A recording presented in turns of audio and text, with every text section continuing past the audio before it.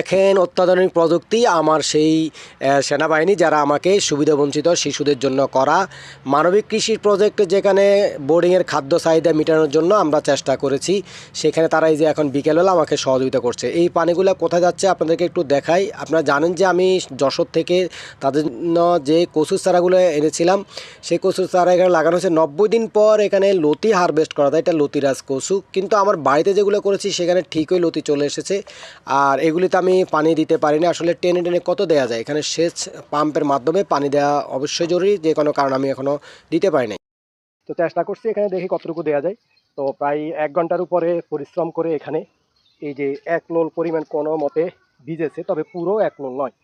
তো আমার বাড়িতে যে কচুগুলো আছে সেগুলো অলরেডি লতি দেখা দিয়েছে, যেহেতু এটা লতিরাজ কচু, যশোর থেকে আনা, সেই যশোরের লতিরাজ কচু। এটি হচ্ছিল আমার সেই সুবিধাবঞ্চিত শিশুদের জন্য যে মানবিক প্রজেক্ট রয়েছে, কৃষি প্রজেক্ট। এখানে রয়েছে হলো সেই মিষ্টি কুমড়া, এইদিকে লাল শাক দেওয়া হয়েছে, এটা উঠে গেলে এই জায়গাটা খালি থাকবে। এবং এটা হচ্ছে হলো এই যে মিষ্টি আলু, এই মিষ্টি আলু এই যে মিষ্টি আলু আমার অলরেডি হাইট, যেটাকে এটা কেল বান্ধা হচ্ছে, বা এই যে দেখেন এই কেল বান্ধার পর মাঝে আমরা ভেন্ডি দিয়ে দেবো। আর এদিকে হচ্ছে হলো এটাতে এবং এটাতে মরিচ হবে, এই যে এই 2টা বেডে মরিচ দেওয়া হবে। আপাতত লাল শাক মেরে রেখেছি, লাল শাক উঠে যাওয়ার আগেই আমি মরিচ অলরেডি দিয়ে দিব। এই যে 3টা বেডে, সরি এই 3টা বেডে এখানে আপাতত লাল শাক দেওয়া আছে। এরপরে এখানে আছে হলো এই যে এই হচ্ছে হলো টমেটো, এই যে টমেটো, এই দুই বেডে হচ্ছে হলো টমেটো, এবং এই সাইড বেডে হচ্ছে হলো বেগুন। তো 2 বেডে দেওয়া হয়েছিল তাল বেগুন, যেটা বড় বেগুন, আর এই 2 বেডে দেওয়া হয়েছে ছোটো বেগুন। এরপরে আছে হলো এইদিকে এসে এই যে এখানে যদি আমি নেটটা দিই, নেট যেটা খালি আছে এই নেটটা দিলে পরে এটা আমরা অ্যাঙ্গেল করে দিয়েছি।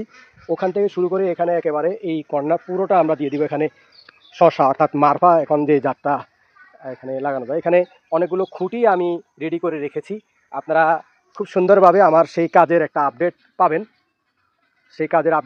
যে এখানে আমি এই খুঁটিগুলো দিয়ে কী করি। এখানে আমার বিশেষ করে টমেটোর জন্য এই খুঁটিগুলো কাজে লাগবে এবং বেগুনের জন্য। তবে টমেটোর খুঁটির কাজটা কীভাবে করি সেটা আপনারা দেখবেন। এই যে আমার অলরেডি মিষ্টি কুমড়া, হাইব্রিড জাতের মিষ্টি কুমড়া, এটা বিশেষ জাতের, এটা অলরেডি গাছ উঠে গেছে। এই যে আজকে কুকুরের বাচ্চা এখানে দৌড়াদৌড়ি করছে, যাই হোক কুকুর বাচ্চা তো ছোটো বাচ্চা, যাই হোক যেটা হয়েছে। আর আমার ওই যে খাল পাড়ে আছে হলো বিশাল আকারে, সেখানে লাউয়ের 2টা ঝাড় রয়েছে। এখানে বিশাল আকারে সিম রয়েছে এবং লাউ রয়েছে, সেখানেও আবার মিষ্টি কুমড়া রয়েছে। যে লাউয়ের যে বেডটা আমি আপাতত সাজিয়েছি, যেখানে মাচাং সাজিয়েছি, সেই মাচাংটা একটু হতে দেরি হওয়ার কারণে কোনোভাবে দিয়েছি, যার কারণে আমার লাউ